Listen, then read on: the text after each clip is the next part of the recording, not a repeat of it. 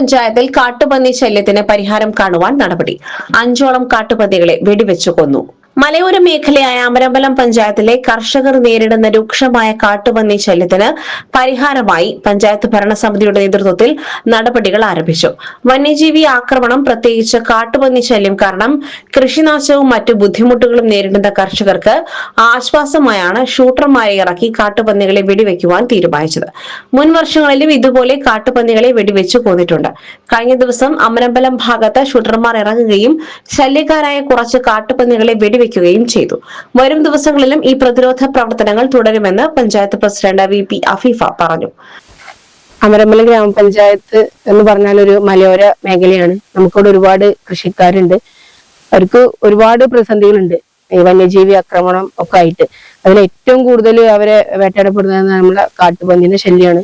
അപ്പം പഞ്ചായത്ത് ഭരണസമിതി മുൻകൈ എടുത്തിട്ട് ഇന്നലെ പന്നീനെ വെടിവെക്കല ഷൂട്ടർമാരെ കൊണ്ടുവന്ന് നമ്മുടെ ചക്കിക്കുഴി ഫോറസ്റ്റ് റേഞ്ച് ഓഫീസറെ, ഡെപ്യൂട്ടി റേഞ്ച് ഓഫീസറെയും പ്രകാശ് സാർ അടക്കമുള്ള നമ്മുടെ ഉദ്യോഗസ്ഥരൊക്കെ സഹകരണത്തോടു കൂടി വാർഡ് മെമ്പർ സുഭാഷ്, ഷാജി ഇവരുടെ നേതൃത്വത്തിൽ നമ്മുടെ അമരമ്പലം ഭാഗത്ത് ഇന്നലെ ഷൂട്ടർമാർ ഇറങ്ങിയിട്ട് കുറച്ച് പന്നികളെ വെടിവെച്ചിട്ടുണ്ട്.